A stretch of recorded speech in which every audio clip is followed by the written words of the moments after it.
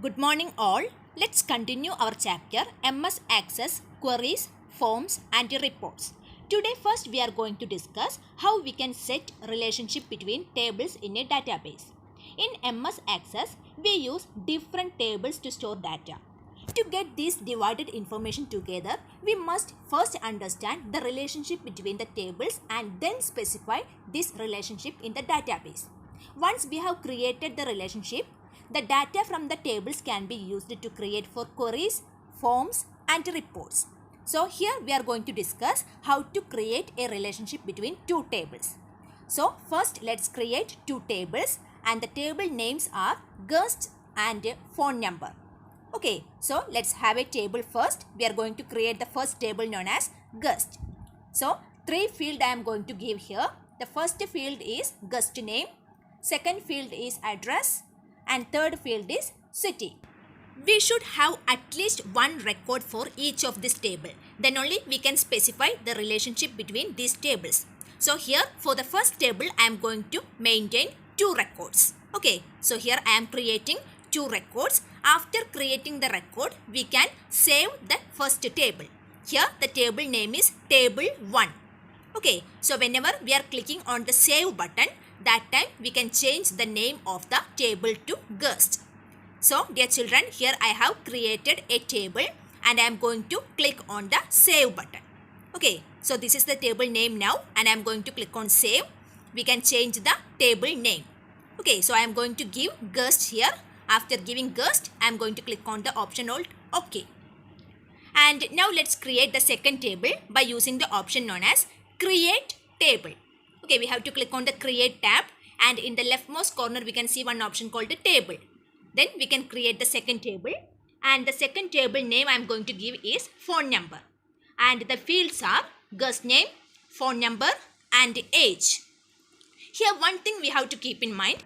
A table relationship works by matching the data in key field, that is with the same name in the both tables. Here in these two tables, guest name is the common field name for both tables. So at least one field name should be matching in both tables. Usually these matching fields are known as primary key, which is uniquely identify each record in a table and a foreign key in the other table. Now we have created our second table. After that, let's save our table name. Okay, here I am giving the table name as phone number. So after changing the phone number, we can click on OK. So now we have created two tables. Now let's check how we can establish a relationship between these two tables. For that, click on the Database Tools tab. Then click on the Relationships to open the Show Table dialog box. So in the left corner, we can see the option called Relationships. Okay, so we have to click on the option Relationships to open the dialog box known as Show Table.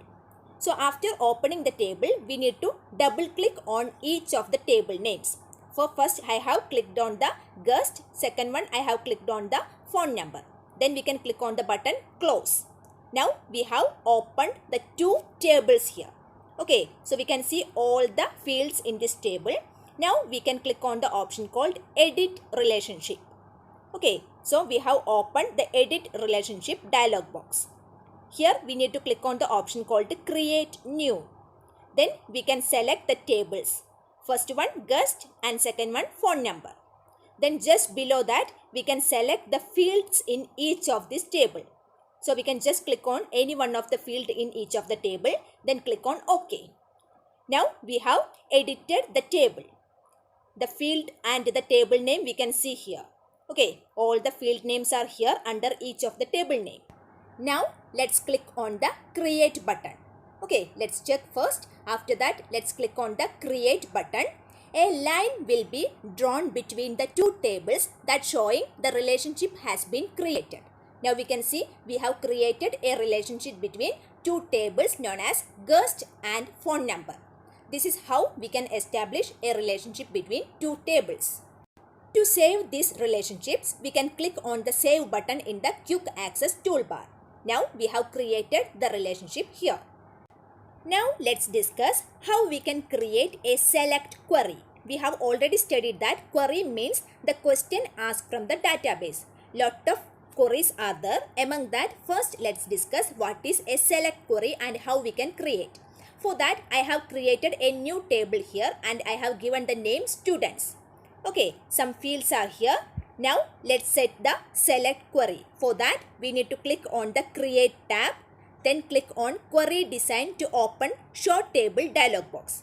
This is called a show table dialog box. Here we can see the list of tables. Now we have created only one table. So we can click on add, then close for adding that particular table. Now let's click on close. And downwards we can see one query window which consists of field, table, sort, show, criteria and or. These are the different options available here. And in the field area, we can see one drop down list. Okay, the first one is field. There we can choose each of the field from the table known as students. When we click on the drop down arrow, we can see all the fields in that table. So we can select which all field we should see. So first one we can select ID, second one name, third one we are going to select one of these option called age.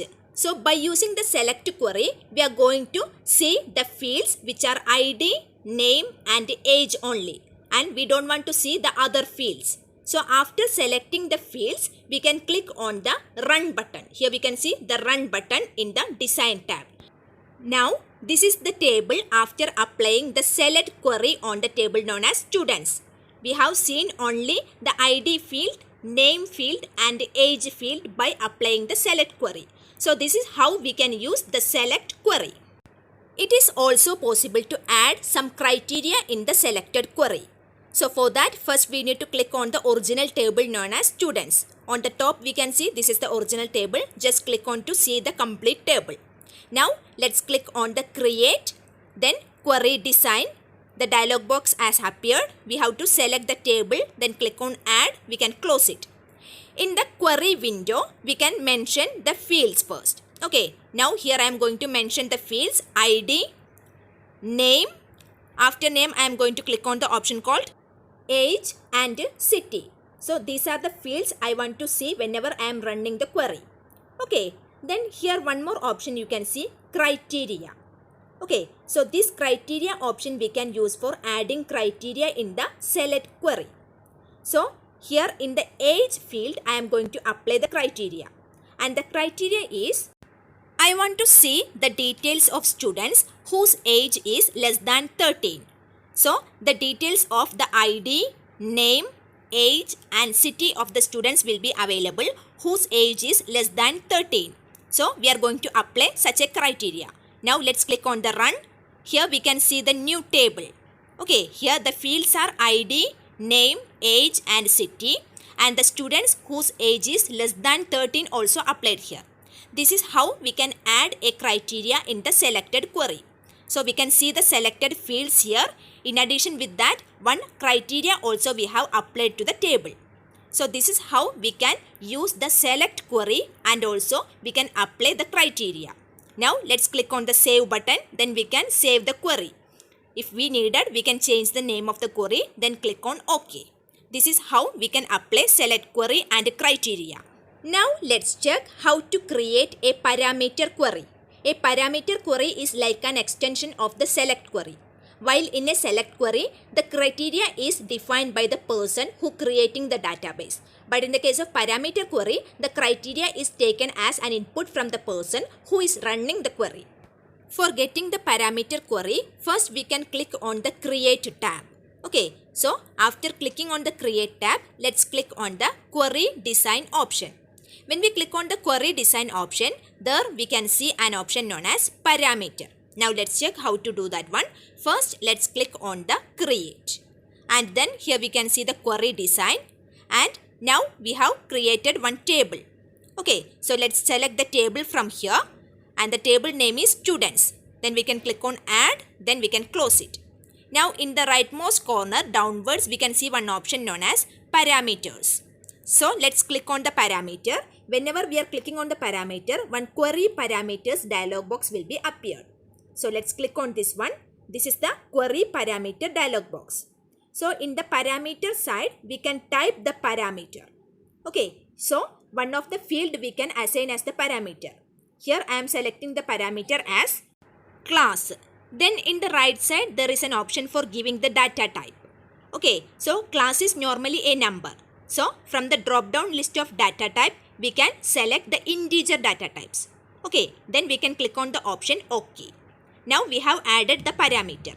Now let's check the query window. We have to mention how many fields we have to see whenever we are running the query. So these are the different fields available in this table. So let's select some of the fields from here. The ID, and after that I have selected name.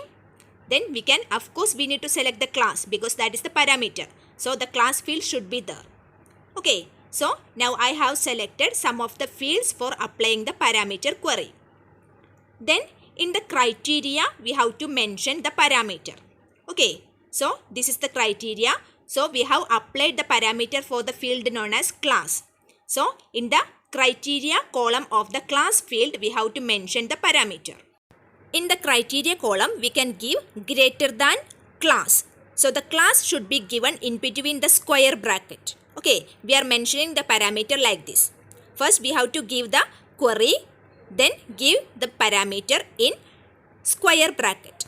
Whenever we are clicking on the run button, one dialog box will appear which is enter parameter value. There we can mention the parameter. Okay, so here I am going to mention the parameter as 6. So in the parameter criteria field, we have given greater than class. So the criteria applied here is greater than 6. So the details of students who is studying more than 6 standard will appear as the result of the query here. Now let's discuss how to create a sort query. A sort query is like a part of the select query.